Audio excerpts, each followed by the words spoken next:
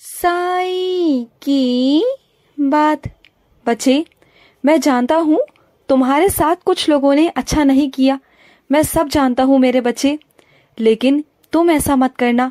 जैसा उन्होंने किया ना वैसे तुम मत करना मेरे बच्चे, क्योंकि ये संसार, ये दुनिया ना दो तरफा है मेरे बच्चे।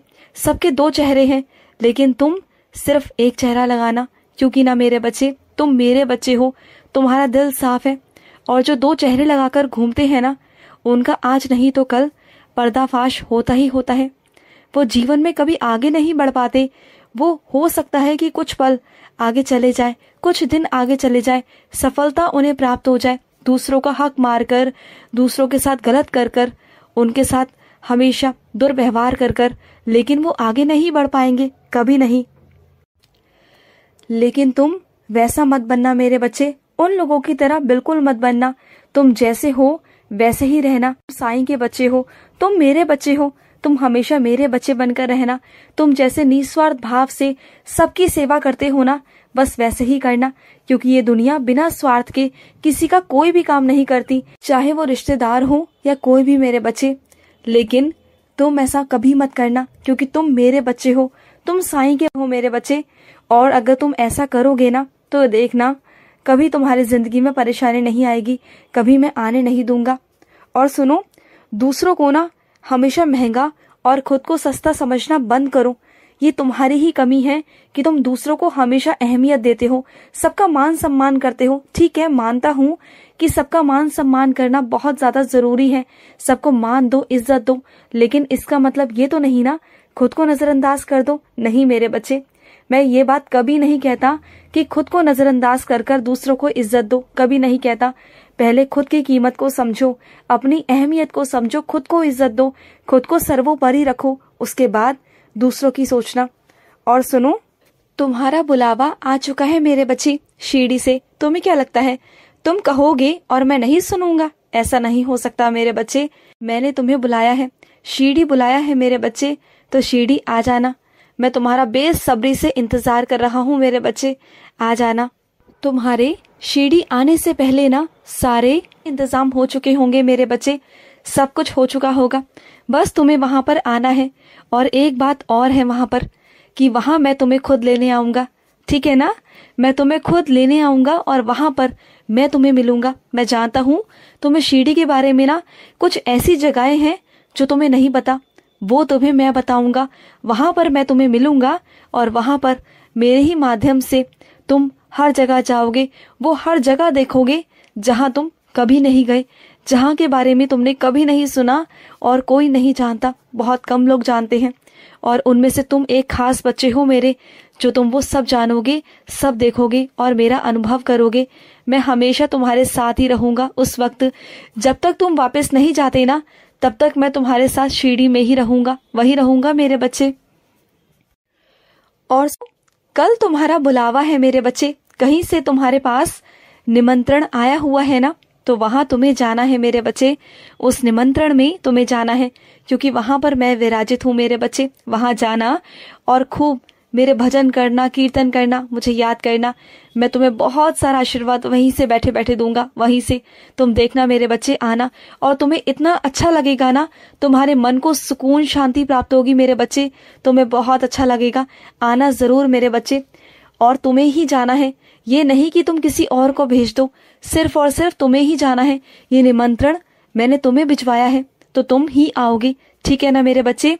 और सुनो, ऐसे ही मत आ जाना जैसे तुम हमेशा आते हो, अच्छे से तैयार होकर आना, क्योंकि जब तुम अच्छे से तैयार होते हो ना, तो तुम्हारे मन में भी खुशी होती है जब तुम तैयार होते हो।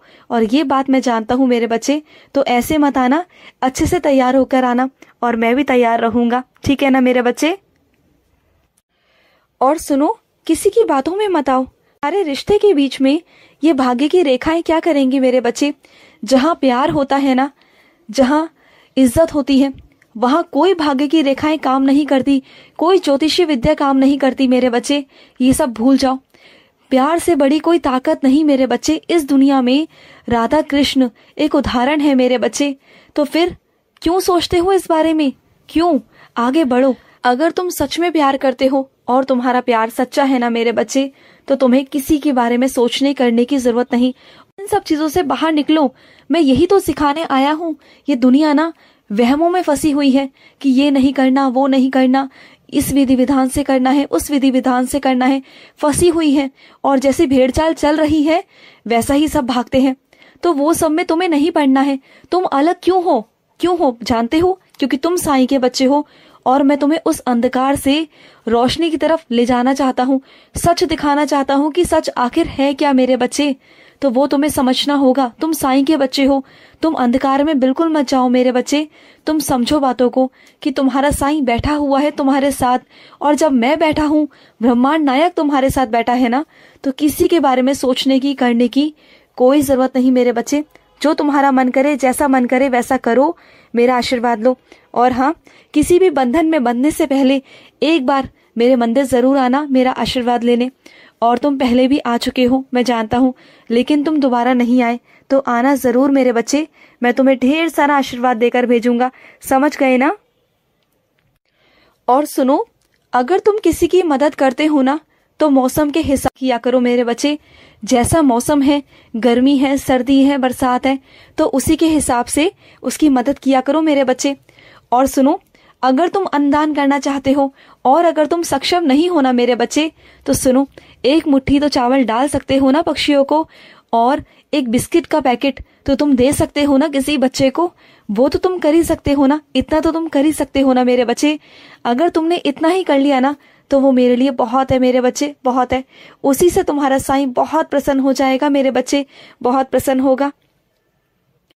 और तुम्हारे माध्यम से कोई मेरा बच्चा मुझसे जुड़ने वाला था, उसके लिए मैंने साईं सच्चरित्र भी भिजवाई हुई थी, लेकिन उस बच्चे का ध्यान अब उस तरफ जा ही नहीं रहा।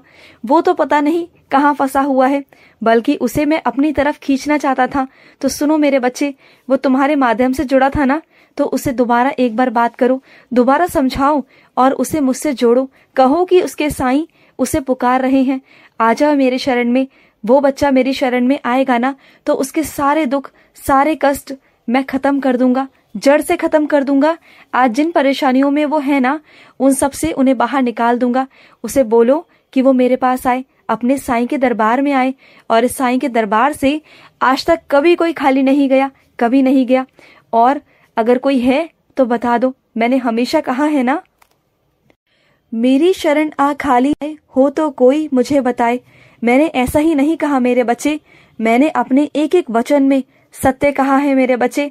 जो बच्चे मेरी शरण में एक बार आ जाते हैं ना, वो कभी खाली नहीं जाते मेरे बच्चे, और वो भी कभी खाली नहीं जाएगा, कभी नहीं। और सुनो, तुम्हारे बच्चे राधा कृष्ण बन रहे हैं ना, तो मेरा बहुत सारा आशीर्वाद है उन पर, बहुत सारा आशीर्वाद। वो बनेंगे और आगे चलकर खूब नाम रोशन करेंगे अपने माता पिता का।